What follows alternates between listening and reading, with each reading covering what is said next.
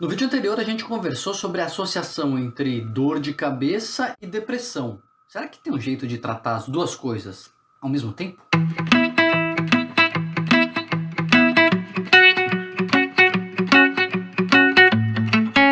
É esse o tema do vídeo de hoje, continuando aí na associação entre enxaqueca, principalmente, cefaleias em geral, mas particularmente no caso da enxaqueca e a depressão, quais seriam as opções que a gente poderia usar para tratar, para abordar as duas coisas ao mesmo tempo. Então vou falar um pouquinho sobre as bases do tratamento da enxaqueca e vocês vão ver que tem uma relação muito possível aí de a gente fazer uma abordagem que trate também a depressão. E no final vou dar uma dica assim de ouro, que não precisa de remédio e pode ajudar a cortar crises de enxaqueca. Tudo isso depois que você se inscrever aqui no canal, já clicar nos alertas aí para receber essas sequências aí de vídeos que a gente está falando sobre doença, sobre tratamentos, e deixar o seu like. Não esquece de deixar o seu like se você acha que esse tema é importante, que temas assim como tratamentos, como transtornos mentais, essa associação de problemas psiquiátricos, né, com neurológicos e outros transtornos mentais, com outros transtornos clínicos, com outras doenças clínicas, é importante. Deixa aí o seu like para a gente saber e continuar nessa linha. O tratamento da enxaqueca, ele é basicamente dividido em duas grandes abordagens. Um é o tratamento da crise e outro é o tratamento preventivo. O tratamento da crise é justamente quando a pessoa começa a ter a dor de cabeça, ou parece que vai vir a dor de cabeça, tomar um remédio para não deixar a crise progredir, ou para cortar aquela crise, não deixar a dor ficar mais forte, não deixar a crise se instalar propriamente dito.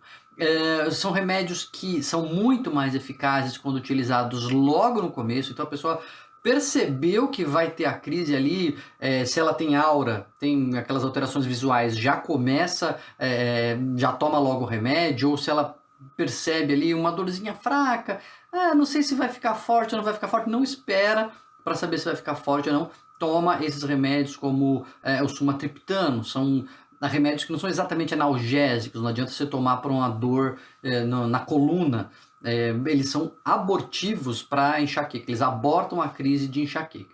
Isso é usado quando as crises não são tão frequentes, ou quando as crises não são tão intensas.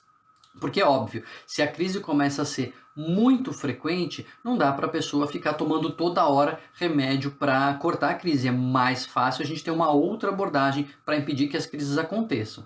Ou se a crise é insuportável, assim, a crise pode não ser muito frequente, mas quando ela vem demais de avassaladora e impede a pessoa de fazer qualquer coisa, não passa com um remédio abortivo, então você opta por uma outra abordagem, que é a abordagem profilática, o tratamento para evitar crises. Então, se as crises são muito frequentes, ou se as crises são muito intensas, ou se ela tem algum outro impedimento ali para usar medicamento de cortar a crise, você faz um tratamento profilático, que aí a pessoa vai tomar remédio todo dia, uma utilização de remédio crônica, para evitar que as crises venham e não para cortar a crise. Um tratamento preventivo, tem uma série de remédios que são utilizados para esse tipo de abordagem.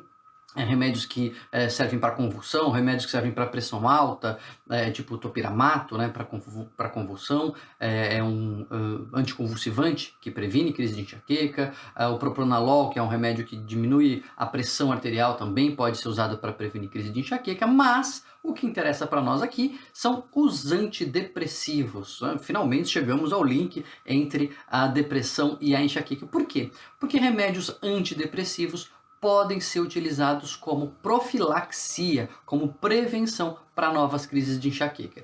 A principal classe que tem essa função é dos remédios que são chamados antidepressivos tricíclicos, que tem uma grande vantagem e uma grande desvantagem. A grande vantagem dos antidepressivos tricíclicos é a sua eficácia. Eles são muito bons antidepressivos de forma geral.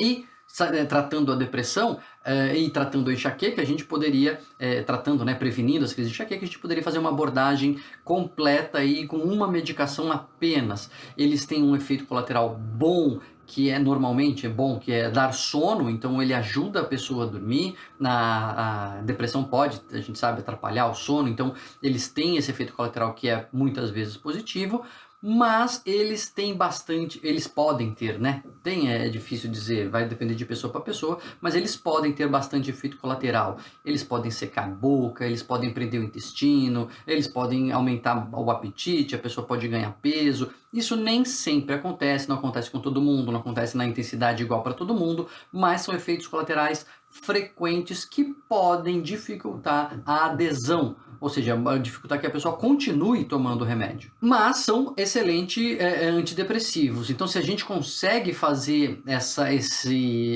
adaptação, contornar os efeitos colaterais, é uma excelente opção para essa comorbidade, para essa associação entre a enxaqueca e a depressão. Agora, existe uma outra classe de antidepressivos que também parece ter alguma eficácia, que são os inibidores seletivos da recaptura de serotonina e noradrenalina. Antidepressivos com uma ação dupla, que não agem só sobre a serotonina, mas também sobre a recaptura de noradrenalina. Então, eles têm uma eficácia maior, normalmente, para a depressão, e são bons para tratamento de dor em geral. De forma geral, a fibromialgia, dores que acompanham quadros depressivos, depressão com sintomas dolorosos melhoram com esse tipo de antidepressivo. Grandes exemplos deles são a venlafaxina, a duloxetina, a desvenlafaxina, mas esses antidepressivos ainda não têm tanta assim evidência de que eles podem atuar especificamente na prevenção de enxaqueca.